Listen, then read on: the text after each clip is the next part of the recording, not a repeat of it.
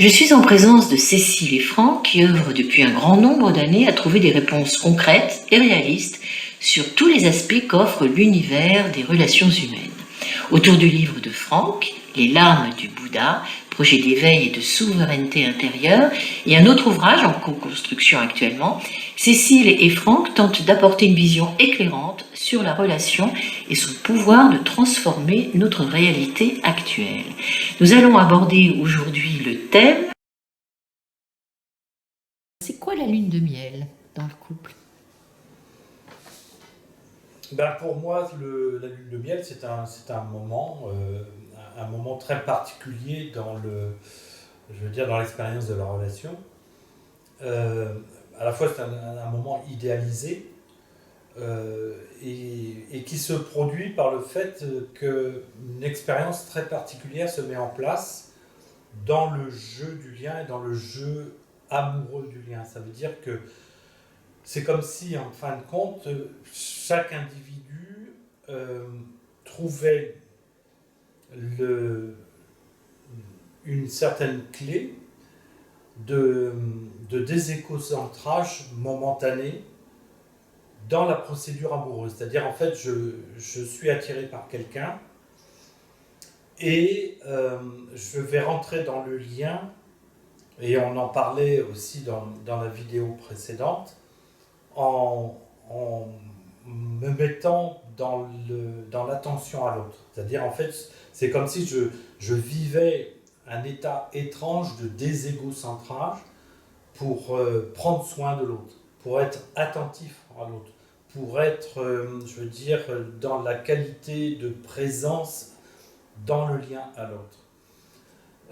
Et la lune de miel, en fait, c'est cet état-là où les deux partenaires jouent cette composante déségocentrée, où effectivement j'ai le sentiment d'être aimé parce que j'ai le sentiment effectivement effectif et réel que l'autre porte attention à ma personne et que j'en fais autant. La fin de la lune de miel, c'est qu'en fait on s'aperçoit que cet état de déségocentrage, malheureusement, il n'est pas, il n'est pas installé d'une façon pérenne, ou il ne s'installe pas d'une façon pérenne. C'est comme une expérience un peu exceptionnelle qui se met en place. Et j'ai envie de dire, chasser le naturel revient à galop, c'est-à-dire que l'être, fondamentalement, il est égocentrique et centré sur lui-même. Et en fait, la fin de la lune de miel, c'est comme si ce faisceau d'attention à l'autre se refermait petit à petit, et qu'en fait, moi, mon attention perde de l'intensité et de l'intérêt dans la prise en compte de l'autre et dans l'attention portée à l'autre pour revenir sur ma personne. C'est-à-dire, en fait, on passe d'un déségocentrage à un re-égocentrage sur soi-même, et on pourrait dire qu'à ce moment-là, c'est la fin de cette fameuse lune de miel. Et si dans l'idéal, on pourrait dire comment on pourrait, faire perdurer une lune de miel, eh ben, ça veut dire qu'il faudrait se garder l'attention, garder la vigilance à être attentif et en soin avec l'autre, et que les deux partenaires restent attentifs et en soin dans la présence à l'autre.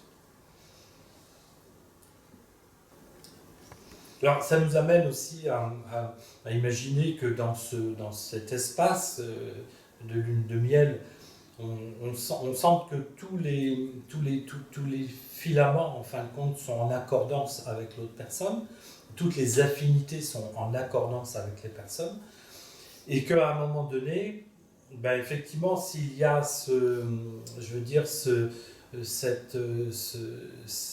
fin de lune de miel que l'on nommait, un retour au centrage, à l'égocentrage sur soi-même, et puis il y a, un certain nombre de pertes de liens dans tout ce qui crée en fait l'affinité avec l'autre. Et c'est peut-être à ce moment-là que commencent les infidélités, quelque part. D'accord ? C'est-à-dire les infidélités intellectuelles, les infidélités physiques, les infidélités, c'est-à-dire que globalement, la perte de lien, la perte de contact avec ce qui pouvait se produire avec la personne avec qui je me suis engagé, je dirais, je perds le contact avec ça. Et pour revenir sur des éléments personnels, avec la tentation d'aller chercher autre part ou autrement des choses qui ne sont plus actives dans le lien, qui ne sont plus nourries dans le lien et qui sont plus, échangées dans le lien, quelque part. Parce que, en fait, on s'aperçoit, par exemple, si on parle d'une infidélité au niveau physique, on sait bien que, je dirais, on va pas être dans les mêmes, on va pas être dans le même... le physique va évoluer, va changer, et à la fois le corps de l'autre, par exemple, devient quelque chose de connu et de trop connu, et à un moment donné, la tentation d'aller chercher un autre aspect, un autre corps, autre part, parce qu'il y aurait un besoin d'aller trouver une diversité ou un attrait autre, ou de renouveler la notion de l'attrait et du désir dans un autre ou chez un autre partenaire, ça veut dire que en fait, je perds le lien avec ce qui était là, je le qualifie ou je le disqualifie, ok, mais ça, pas dans un processus d'échange, de partage, de négociation avec l'autre, c'est-à-dire que perdant le lien à l'autre, je perds aussi la capacité d'expliquer la raison et d'être dans la responsabilité, le respect de ce qui pourrait être échangé quelque part. Coupant court à l'échange, je coupe aussi tout ce qui peut être de l'information et qui pourrait dire et qui pourrait effectivement, je dirais, conserver l'intérêt du lien. Est-ce que c'est un peu clair ou En fait, pour illustrer un peu un exemple sur une infidélité qu'on a vécue, nous, dans l'expérience, qui n'est pas une infidélité physique. Active.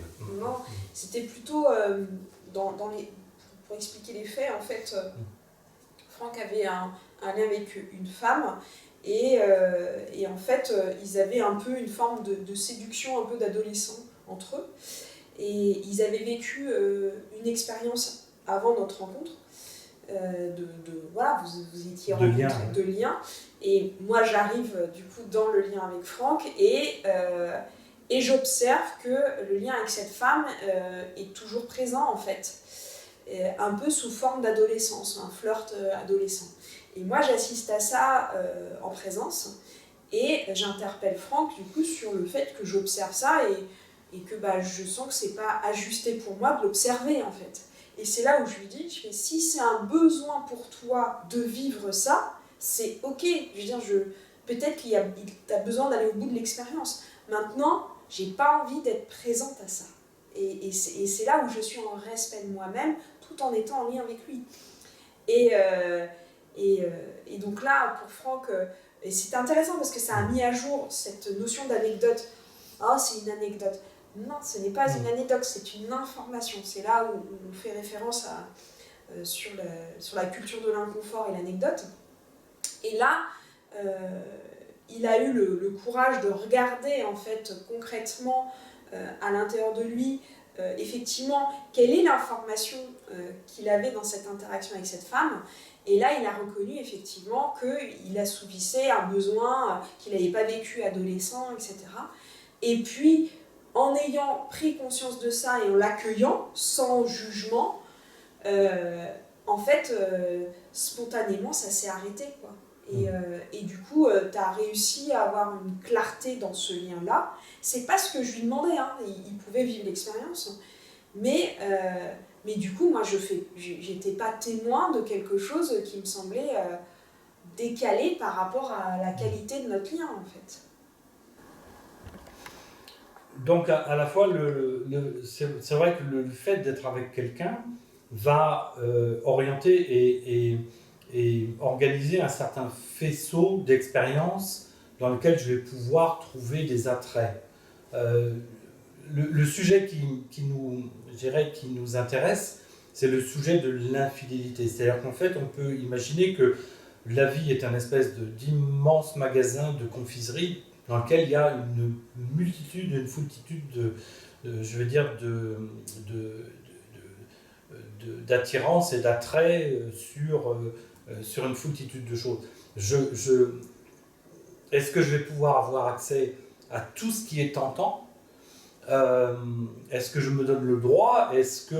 Et comment je vais, dans le lien, imaginer, je dirais, pouvoir contenir cette frustration qui ne peut pas ne pas surgir dans le processus, de me restreindre à une certaine expérience et à la fois, je veux dire, de goûter, je veux dire, un certain nombre de choses qu'impose le lien, en disant je passe à côté de plein d'autres choses qui pourraient être aussi attractives.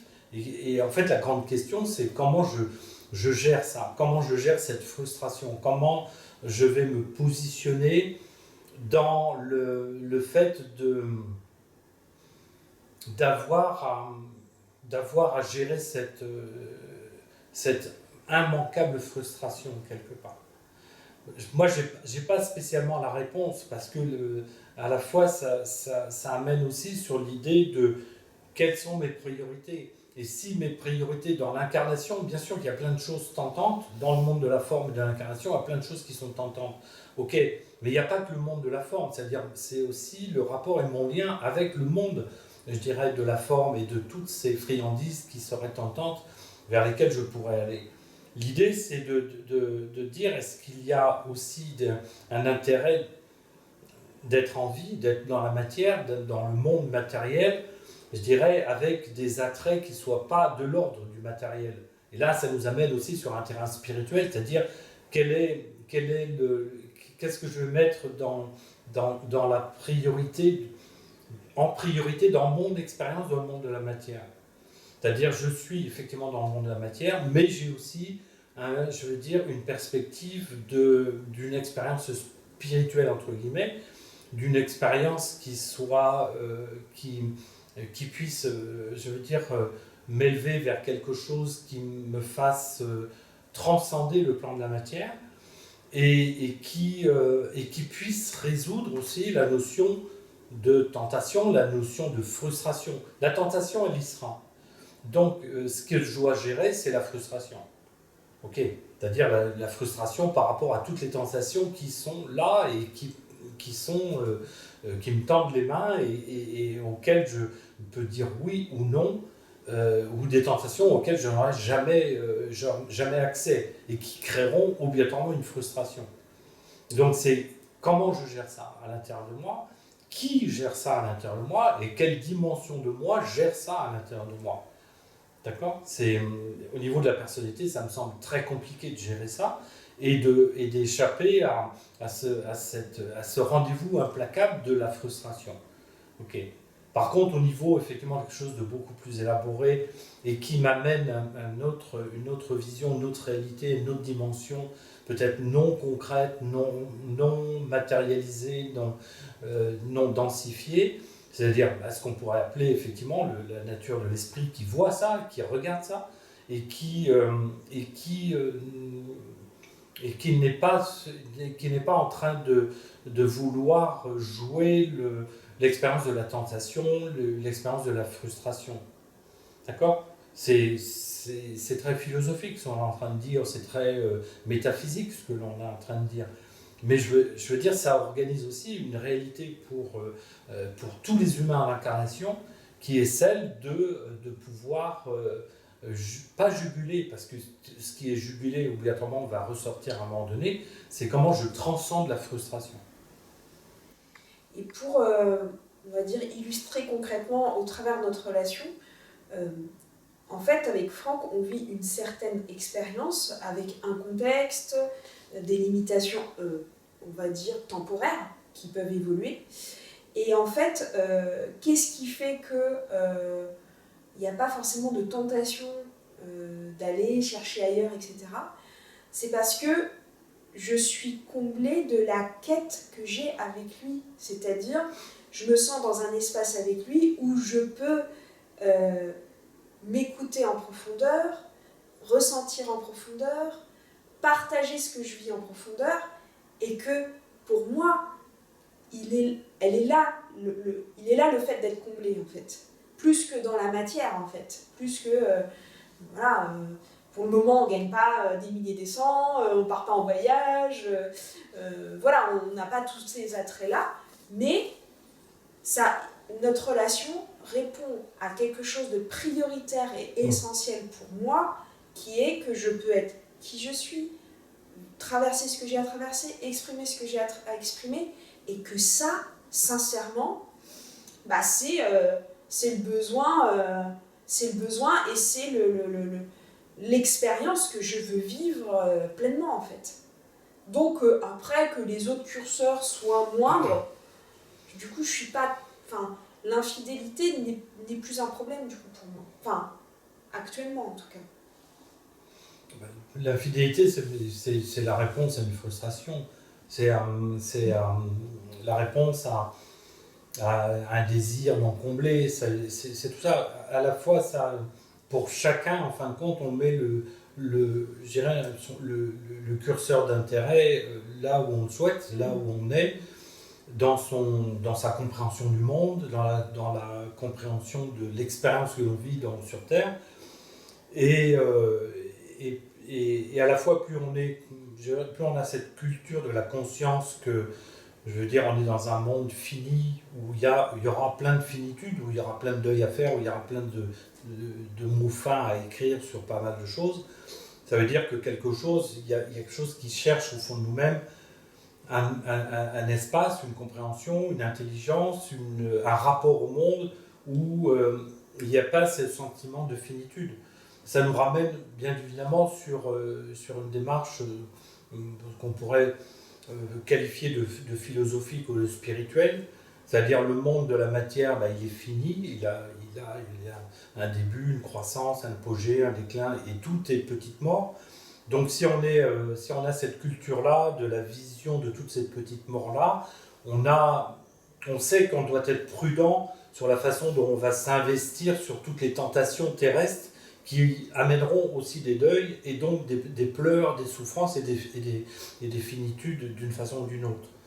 Donc à la fois chacun a sa culture et chacun a son niveau d'élaboration au niveau de cette culture de la vision et de la compréhension du monde pour justement ne pas, je veux dire, vivre les affres d'une frustration en lien avec la matière, en lien avec ce qui, à un moment donné, sera exaltant et puis à un moment donné, je dirais, se dégradera et disparaîtra, avec tous les deuils et toutes les petites,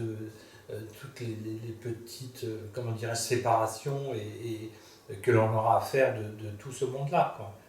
Donc c'est où est-ce que je mets ce curseur et où est-ce que je place mon intérêt d'être en vie dans un corps physique sur cette terre. Qu'est-ce qui guide ça, qu'est-ce qui anime ça, est-ce qu'effectivement il y a quelque chose d'immatériel qui nous donne, je dirais, le sens de tout ça pour qu'il y ait, je dirais, une posture raisonnée et raisonnable par rapport à tout ce champ de tentation dans lequel on peut se perdre et dans lequel il y aura obligatoirement des souffrances, des frustrations, des tensions et des deuils à faire.